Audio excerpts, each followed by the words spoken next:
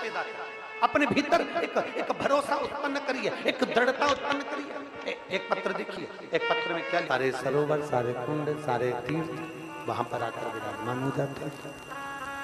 सारे तीर्थ, सारे सरोवर, सारे कुंड हुआ, माता सती प्रकट हुई, माता सती का प्राकट्य हुआ, सारे तीर्थ, सारी नदियां, सारे सरोवर, सारे कुंड, सारे देवता माता सती के यहाँ पर पहुंचे। पार्वती जी का जन्म हुआ, सारे देवता, सारे तीर्थ, सारे देवता, सारे कुंड, सब माता पार्वती, माता पार्वती जी के यहाँ पहुंचे। अब विचार करिए, मैनावती के दिल में, मैनावती के हृदय में, मैनावती के मन में एक भाव उत्पन्न हो गया, मैनावती के हृदय में एक भाव उत्पन्न हुआ। मैनावती ने विचार किया कि ये एक बात हमें बताओ। हिमालय राज से पूछा कि ये बताओ कि समझ में नहीं आया, इन देवताओं को निमंत्रण किसने दिया?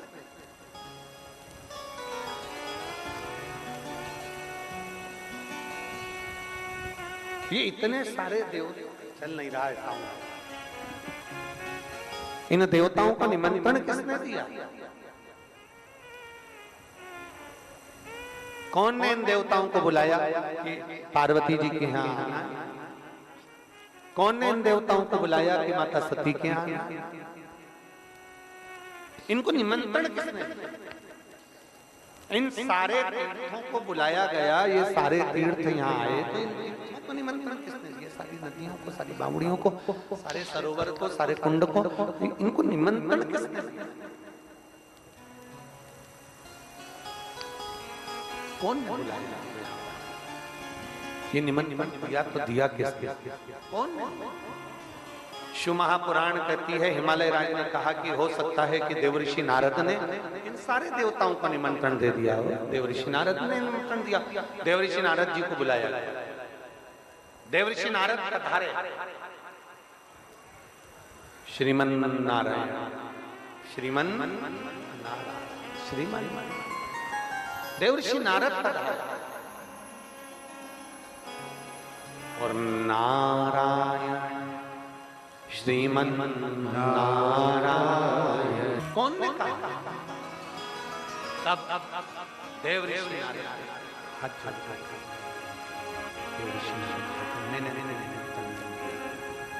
देवऋषि नारद मैंने कोई निमंत्रण नहीं दिया, मैंने कोई निमंत्रण दिया। मैं आपको ब्रह्मदेव के पास में लेकर चलता हूं हिमालय। अब देखिए, नारद जी ब्रह्मदेव के पास लेकर जाएं, उससे पहले ब्रह्मा जी स्वयं हिमालय भीतर कर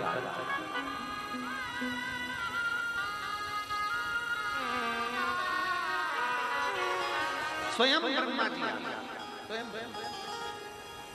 ब्रह्मा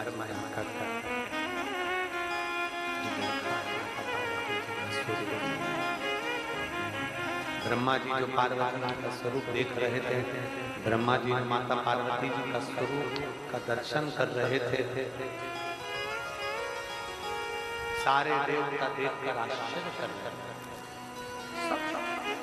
देवऋषि नारद ने ब्रह्मा जी को चरण छूकर थोड़ा सा हिलाया और हिलाकर पूछा कि ये तो बताओ कि इन सारे देवताओं को पार्वती जी के यहाँ भेजा किसने?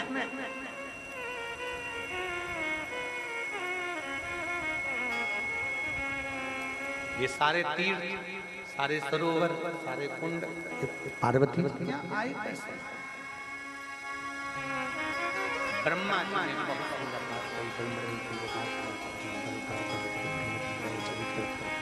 ब्रह्मा जी का सुंदर, ब्रह्मा जी का वो सुंदर,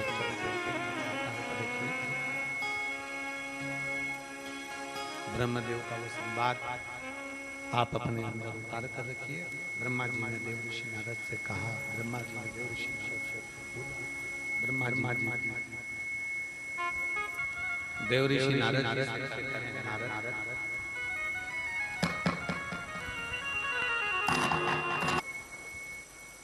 दे दिया। कौन ने बुला लिया यहाँ पर? कौन?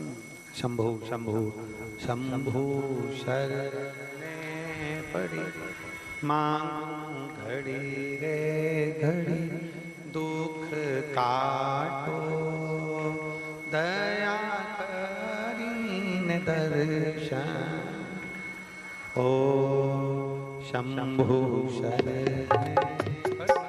माता पार्वती जी का विवाह किया गया था, माता सती का विवाह किया गया था।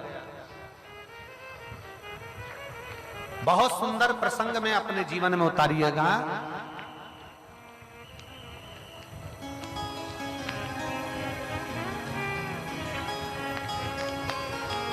बहुत वैभव देखकर, बहुत धन देखकर, बहुत संपदा देखकर बेटी का विवाह नहीं करना। शिव महापुराण की कथा कहती है बेटी का विवाह ऐसी जगह करना जहां तुम्हारी बेटी का सम्मान हो, आदर हो, सत्कार हो और तुम्हारी बेटी भले तो रोटी खाए पर घर में उसकी इज्जत हो और वो सुखी रह सके। बेटी की इज्जत हो, सम्मान हो, आदर हो, सत्कार हो, ऐसी जगह बेटी का विवाह ना करा जाए जहां बेटी दुखी रहे।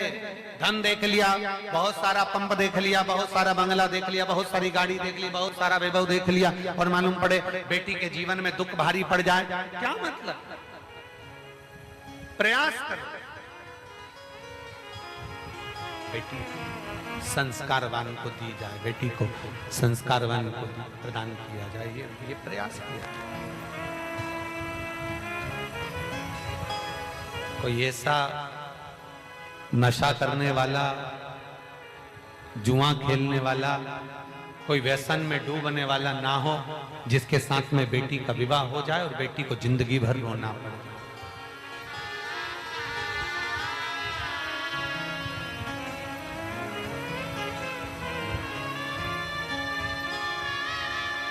पंडित ऐश्वर्य भार्गव जी से हम चर्चा कर रहे थे तो हम भिखारी के हाथ में पैसा मत देना, ऐसे भिखारी के कटोरे में पैसा मत देना जो तुम्हारे यहाँ से लेकर जाए, शाम को मदिरा पान कर ले, मांसाहार कर ले, जुआ खेल ले, ऐसे के हाथ में धन न दीजिए।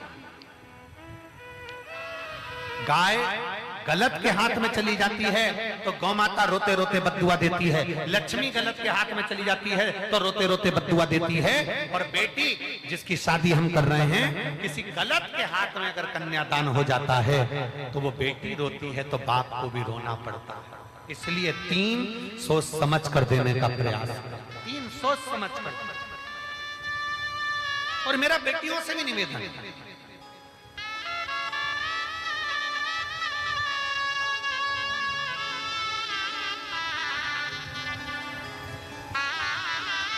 दुनिया के लोग कहते हैं कि बेटा अपने माँ बाप को पार उतार देता है।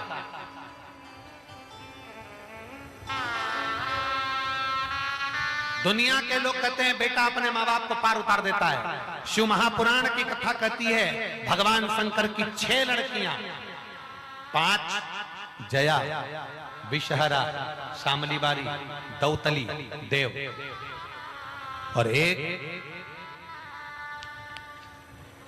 जम के बोलो जरा, अशोक सुंदर। लोग कहते हैं बेटा माँ बाप को पार उतार देता है। शिव महापुराण की कथा कहती है 1 अशोक सुंदरी, 1 अशोक सुंदरी जिसको शादी करने के लिए, जिसको विवाह करने के लिए ढेर सारे असुर भी आए, देवता भी आए, गंधर्व भी आए, अशोक सुंदरी से विवाह करने के लिए आए।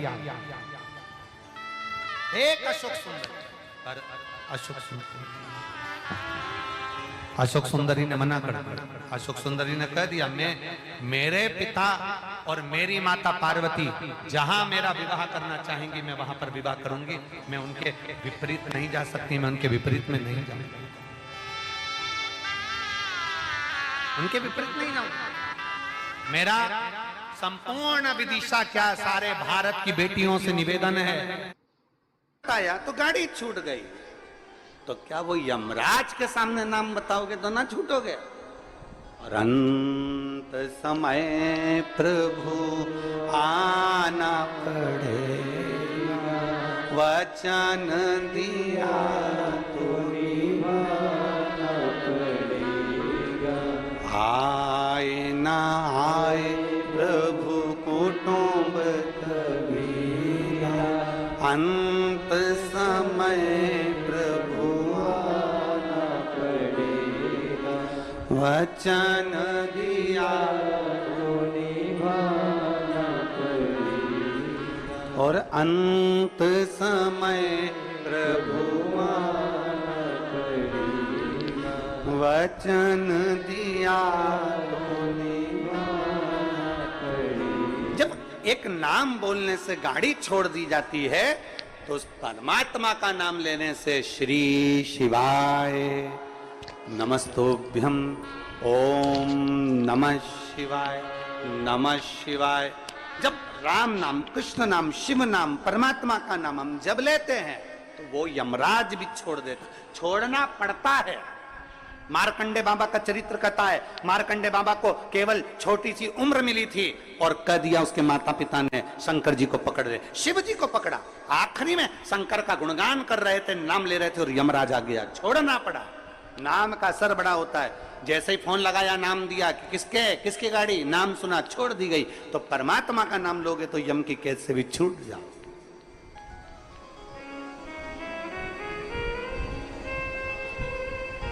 बस नाम की मूलता को पहचान।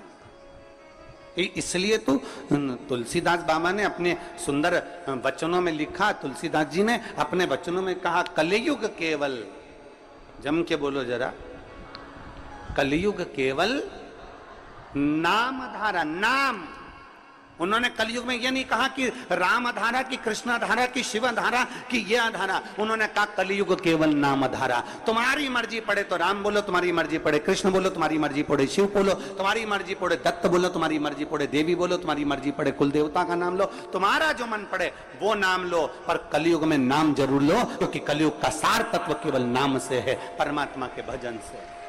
ले आओ जरूर नाम। अब आप और हम नाम का लेते, गा दे।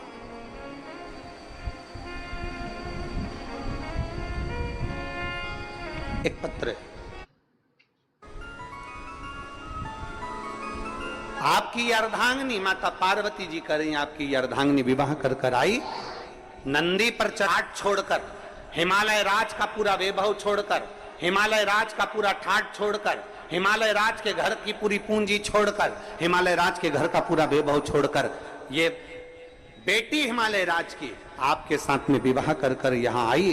पर आपके यहाँ तो कोई ठाट है ही नहीं, आपके यहाँ तो कोई सुविधा है ही नहीं, आपके यहाँ तो यही शमशान पड़ा हुआ है, खुली जमीन पड़ी हुई है।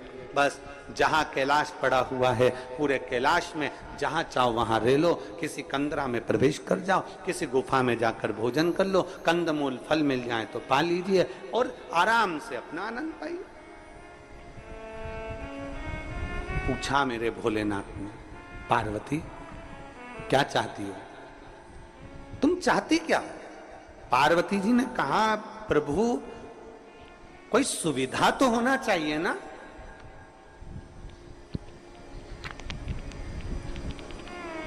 तुम सारे तीर्थ में जाओ, वहां पर बहुत सुविधा देखना, सारे तीर्थों में बहुत सुविधा देखना।